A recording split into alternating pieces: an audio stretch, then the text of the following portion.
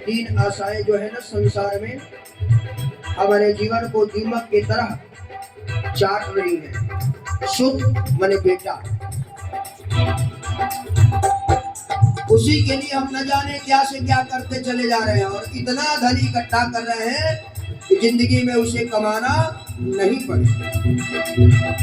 हमारे यहाँ ऋषि कहते हैं कि उसे धन नहीं दो, संस्कार दो। पूत सपूत का धन संचय और पूत कपूत का धन संचय। बच्चे को धन नहीं दो, उसे संस्कार दो। और कहा शुद्ध वित्त नारी, वित्त माने पैसा। दो रोटी की भूख है, बढ़िया सब्जी मिल गई, कोई हमको और आपको सम्मान से खिलाने वाला मिल गया तो आजाद जी एक रोटी अधिक खा सकते हैं। उसके बाद हाथ ऊपर कर देंगे, नहीं अब नहीं चाहिए। लेकिन करोड़ों की संपदा घर में है, फिर भी उसके लिए खोपड़ी खाली ही खाली है। राधे राधे। और नारी परिवार के लिए अपने जीवन की पावन संपदा को हम व्यर्थ में गंवाते चले जा रहे हैं। यह जीवन तब तक लोगों के लिए है जब तक ये स्वार्थ सिद्धि करने के लिए है।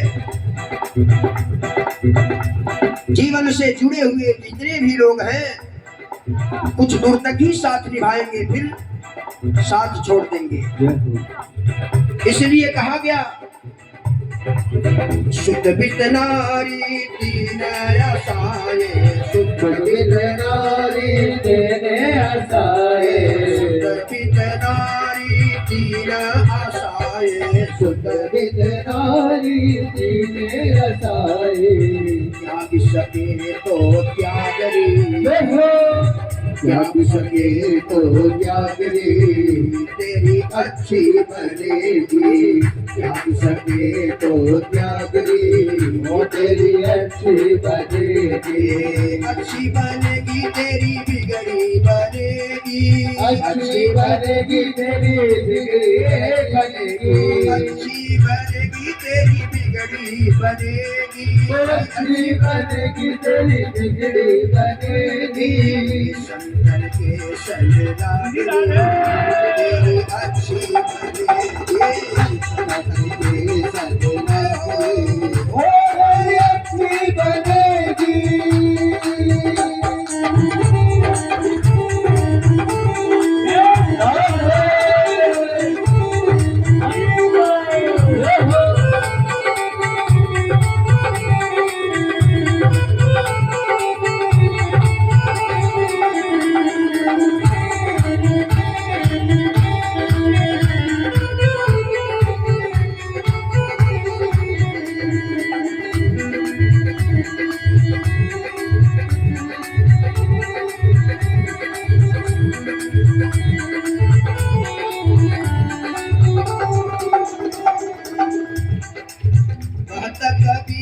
सुनो भाई साधो, कबीर सुनो भाई साधो, कबीर सुनो भाई साधो, कबीर सुनो भाई साधो, कबीर सुनो भाई साधो, कबीर सुनो भाई साधो, कबीर सुनो भाई साधो,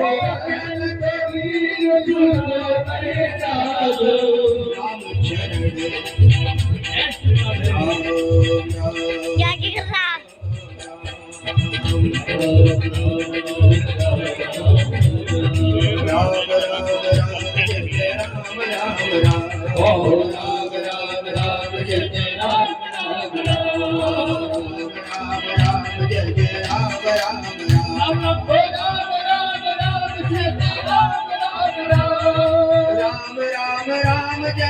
राम राम राम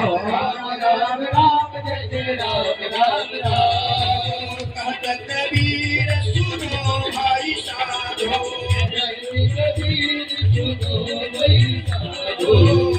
कबीर सुनो भाई साधो राम चरण अनुराग अनुराग रे राम चरण अनुराग रे तेरी बिगड़ी बने तेरी बिगड़ी बने सजराग रे तेरी बिगड़ी बने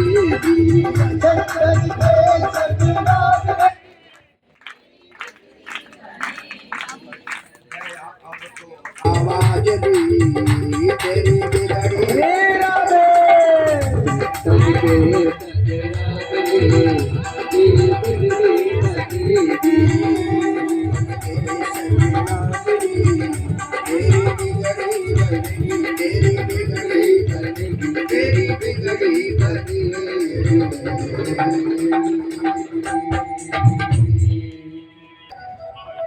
समाज में चलोगे वह परमात्मा आपका दिव्य सहयोग करता हुआ संरक्षण देगा। आज एक बार की बात है कि नारद जी महाराज सत्संग की मंगल कामना लेकर के इस धरा पर आए। चारों तरफ नारद जी ने सत्संग के लिए बड़े बड़े आश्रम में जा करके निराश होकर के लौटे। बड़े बड़े संतों के चरणों में बैठने का अवसर प्रदान हुआ, लेकिन संतों की स्थिति को देख करके नारद जी बिल्कुल उदास हो। संत पहले साधना रत रहा करते थे, आज के संत साधन रत हो गए। साधना उनके जीवन से गायब है और साधन का अंबार लगा हुआ है। पहले के संत नंगे पैर चला करते थे, आज के संतों के पास कितनी सुंदर सुंदर गाड़ियां। और हम चयन भी किसको करते हैं? उसको करते हैं जो हमारे अनुकूल है, हमारे स्टैंडर्ड से मिलता जुलता है। अगर कोई छोटा आ गया, हमारे पास तो इतनी गाड़ियां हैं, अगर कोई छोटा संत आ गया लेकिन आत्म ज्ञान से अलौकिक है, उसके अंदर अलौकिक आभा है जिससे हमारा जीवन बदल सकता है, उसके तरफ हम देखते भी नहीं है।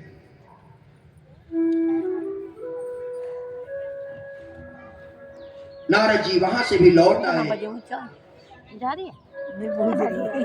नारद जी ने विचार किया अब मैं कहां जाऊं। पर है नारद जी लौटते हुए जैसे ही पावन पुनीत गंगा के पुलीन पर पहुंचे, गंगा के मधुर जल का पान किया और वहां आकर के कुछ संतोष मिला।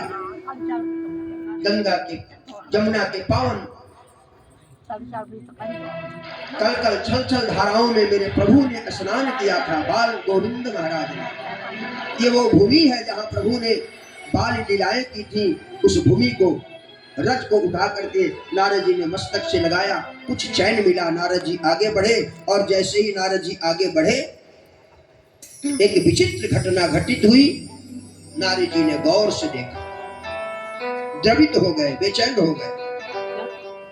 और बेचैन हो गए तो नारद जी उधर बढ़े, नजदीक गए तो देखा कि जहां से आवाज आ रही है चीखने की, रोने की, कल्पने की, क्रंदन की आवाज आ रही है, वहां सारी नारियां हैं, पुरुष तो कोई दिखाई नहीं दे रहा है।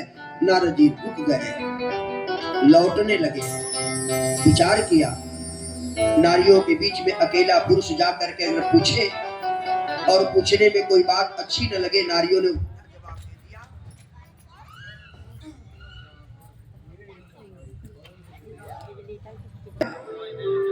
और भक्ति ने कहा कि अगर मेरे समस्या का समाधान आपने नहीं किया तो मैं इस धरा पर नहीं रहूंगी, इस भारत भूमि पर नहीं रहूंगी। विदेश से गम्यते मया, विदेश चली जाऊंगी। और सचमुच भक्ति विदेश चली गई। नारद जी ने कहा ठीक है।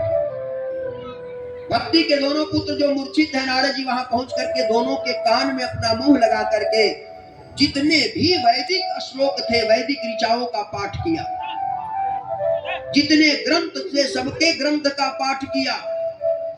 गीता पाठ मुहुर मुहुर, गीता पाठ को बार बार किया और गीता पाठ के करने के बाद थोड़ी सी चेतना आई, लेकिन फिर भी मूर्छित के मूर्छित पड़े रह गए। नारद जी व्याकुल हो गए और संकल्प लिया, औरों के हित जो जीता है, औरों के हित जो मरता है, उसका हर आंसू रामायण, प्रत्येक कर्म ही गीता है। जिया स्वयं के लिए नहीं जो, औरों के हित मरना सीखा, दुखित पीड़ित मानवता, देख के जिसका अंतस चीखा। बना वह जग का पैगंबर, मंदिर का भगवान बन गया, और गुरुद्वारे क्या ज्ञान ग्रंथ, और गिरजा घर की शान बन गया। परोपकाराय सताम विभूतयः।